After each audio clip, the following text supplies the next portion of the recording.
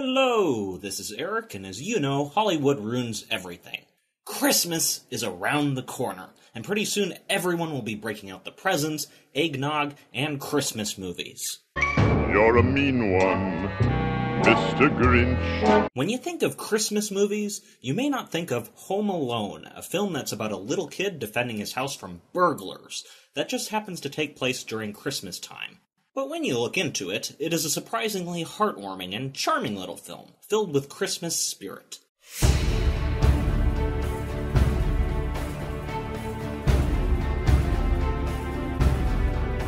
The plot's pretty simple. Second grader Kevin, played by Macaulay Culkin, wishes his family would disappear.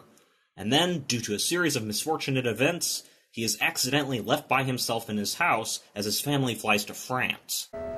He's home alone. The Wet Bandits, a pair of burglars named Harry and Marv, played by Joe Pesci and Daniel Stern, have planned to rob Kevin's house, and Kevin must use his wits in order to defeat them. Meanwhile, Kevin's mother is trying her hardest to get back home. What makes this work is a surprising number of things. First, Macaulay Culkin is not actually a good actor in this movie. He's just not. What he is, however, is charming in a little kid way. What he reminds me of is the homemade, quote, movies, end quote, that me and my family made when I was little. The way he reads his lines and over-exaggerates his expressions is exactly what you would expect when you tell a little kid to act in front of a camera. It's actually quite bad, but because a little kid is doing it, it's sort of adorable how much he tries and puts a lot of energy into the film.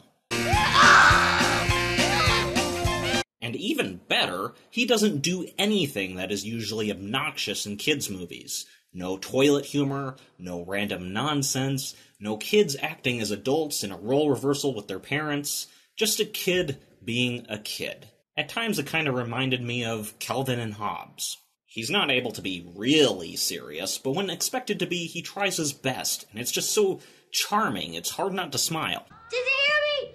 I'm living alone! I'm living alone! Next, the Wet Bandits. They're lots of fun, and they feel weirdly real. The little things they do, and the way they react to Kevin's machinations, are different from what we traditionally get from Hollywood. In many comedies, actors behave in an unnatural manner in order to try and be funnier, but in this movie, they seem to actually be bandits, and they're just behaving like themselves, and that's where the humor comes from. There's a subtlety and timing that lends to them being funny rather than cartoonish, awkward, or cringe-worthy. A lot of stupid people in movies back then and nowadays act really stupid. Almost cartoonishly stupid. The Wet Bandits aren't stupid so much as they just underestimate Kevin. That's why the scenario almost seems plausible. Outside of the physics-defying booby traps that would kill normal people. Anyways, because only Macaulay acts badly, the movie lends to you a strange suspension of disbelief. You're willing to indulge Kevin, and everyone else feels like real people.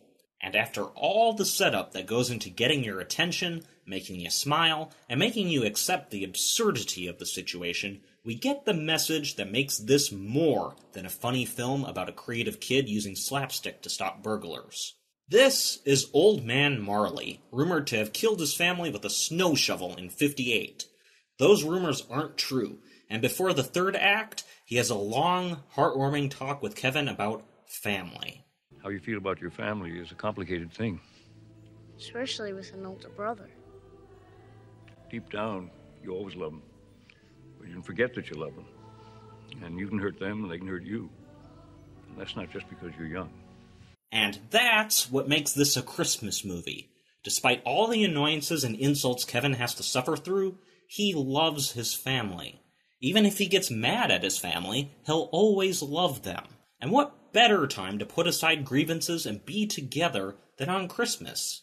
Marley and his son had an argument years back, and they haven't spoken with each other after that.